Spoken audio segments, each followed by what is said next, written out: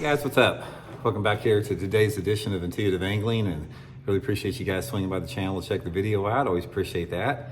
And guys, today I want to pose a legitimate question to everybody because I really want to know your guys' feedback on this as much as my opinion.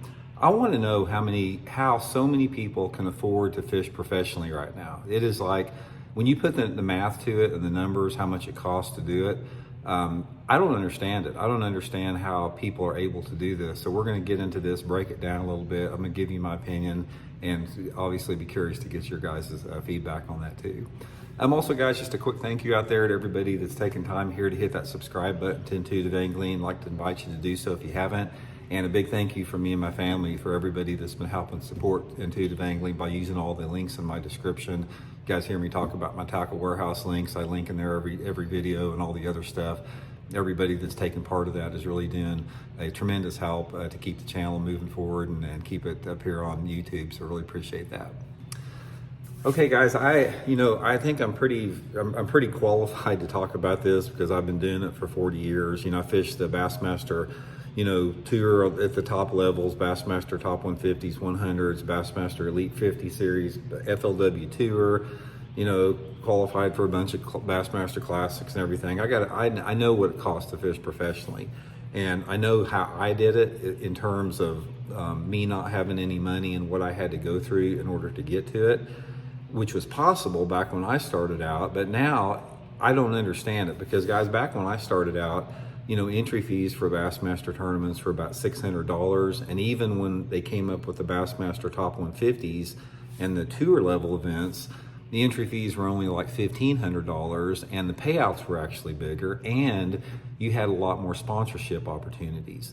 But now you've got the expenses are through the roof. The entry fees for the tour level events are $5,000.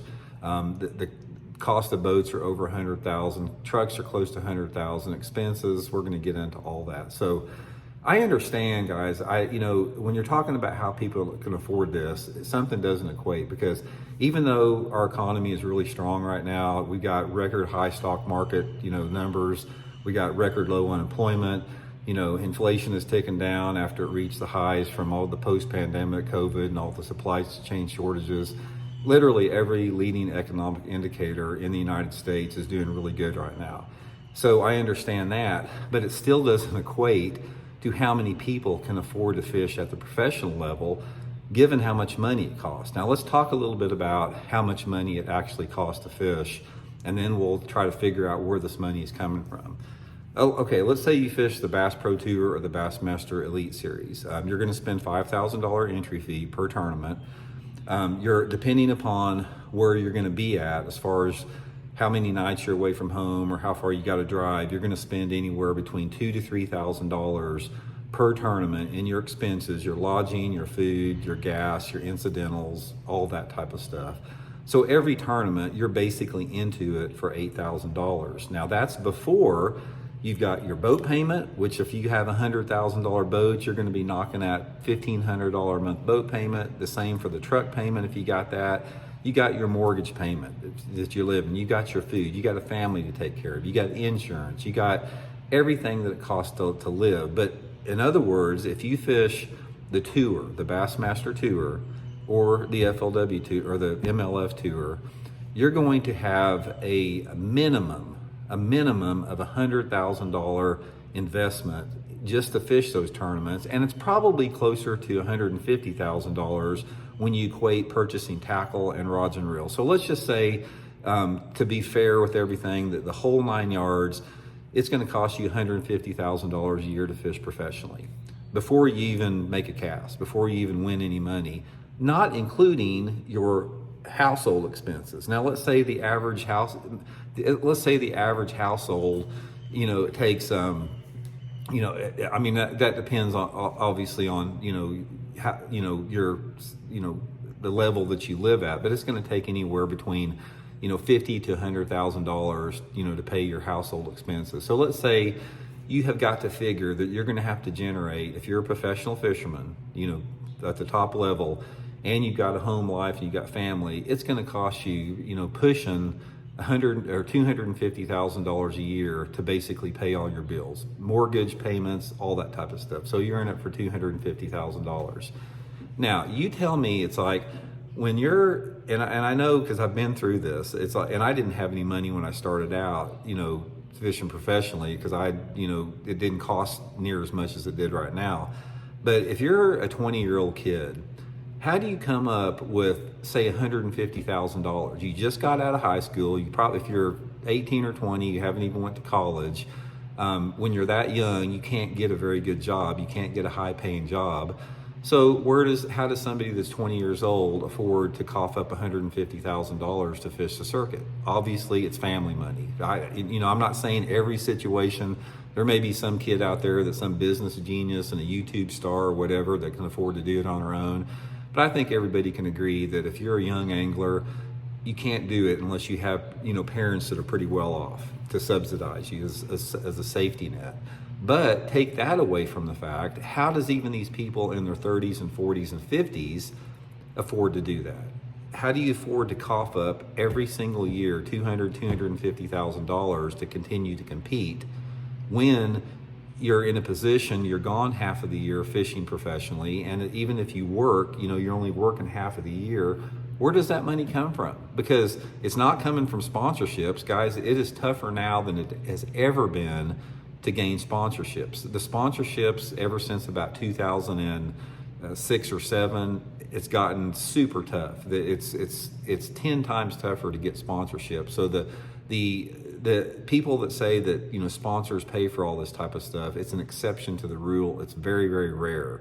And then tournament winnings are down. It's like the tournament payouts are worse than they've ever been. So again, it's a very tiny percentage of the field, maybe 5% of the field actually comes out ahead every year through winnings. So most of these people are having to eat these 6-figure losses every single year, and every single year they've got to come up towards the end of the summer with all this money again to compete for the next year.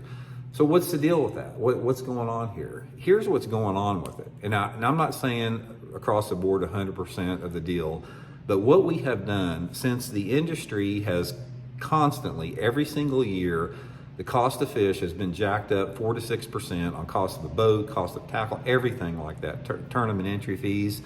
We have effectively weeded out the average income angler, the average to below average income American from being a professional fisherman. And we have turned this in effectively to an elitist sport where only the financially independent, the financially well off can actually make it. Now, I'm not saying, there's probably some isolated incidents about guys still sleeping in the back of their truck and they're, living in a trailer house, that, costs $5,000.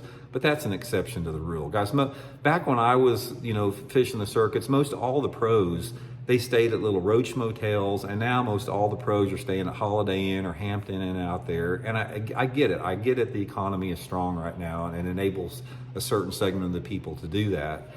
But the thing that disturbs me is that we have effectively put the occupation and the dream of being a professional angler out of reach for 95% of the Americans out there. If you're a low to middle class American income-wise out there, and you're not afforded the safety net of having a wealthy family to subsidize you or keep you going or to take that pressure off of you, you simply can't compete at the top level. It's impossible to do that anymore, and that sucks because I was a product of somebody that did not have any money, and I was able to make it at the top level because it was affordable back then. It was actually affordable to do that. It got tougher and tougher and tougher every year. I was able to stay in it because I was able to maintain a good sponsor base, and I was able to, win enough money to keep my head above water. So, I was an exception to the rule, but you can't do it the way that I did it now. If you're like me that did not come from a family that has a lot of money and that you had to do it on your own and you had to work part-time jobs to pay for everything out there, you can't do it. Let's take, for example, let's say you're an 18-year-old kid that's ate up with fishing and you want to be a pro fisherman, and your parents don't have any money. They're working hard. They just have enough money just to pay bills around the house.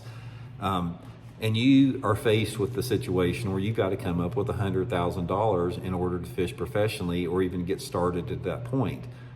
that is like one of the most depressing thoughts I have ever seen. That's why what I'm seeing now is you see this influx of, there's two different, from what I see, this is how it unfolds. You have this influx of younger anglers that have wealthy parents, and it's obviously have wealthy parents. That's one percentage of it. And then you got a percentage of the guys out there that are in their 30s, 40s, and 50s that maybe they've got some business that they own, or they've got a family business that subsidizes them. But the point is, unless you have a financial safety net on the side, unless you're financially well off, in 2024, you cannot make it as a pro angler. And that sucks because it has effectively turned into an elitist sport. The only way around this is everything has got to come down in cost. And it's not inflation that does that. It's the fact that these boat manufacturers and all this type of stuff, they continually jack the price of boats up and up and up every year to make it more unaffordable. And then the entry fees continually go up. The payouts continually go down. The sponsorships are harder to get. It just gets tougher and tougher and tougher. So until we can figure out a way, or until Bassmaster and MLF can figure out a way to take this financial elitism out of the sport, it's a sad state for the sport of professional fishing, because people like myself that had the dream to do it at a young age, it's out of reach for them. And I'm not saying it's physically impossible to do that, but it's practically, by all practical purposes, it's out of reach for them. So anyway, guys, and I've got a couple friends. I'll give you guys a couple examples. I got a couple friends that have, they're young, and that was their dream, to be a pro fisherman. That's what they wanted to do.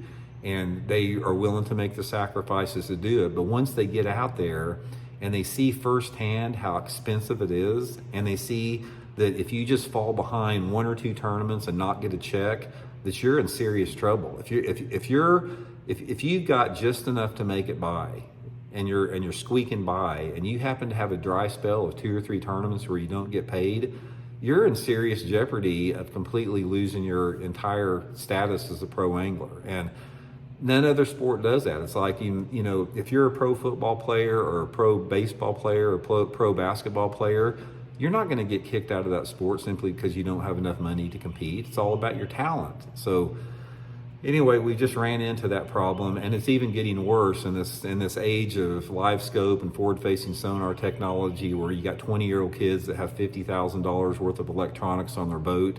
It even makes it more of a financial elitism that's going on out there. So, guys, give me your 2 cents worth. Let me know what you think the options are with that, or what type of something that we can do to correct it. Don't look for the tournament directors and the tournament organizations to do the right thing, because I've pretty much lost confidence in a lot of them to do the right thing in the big picture. This is one of them.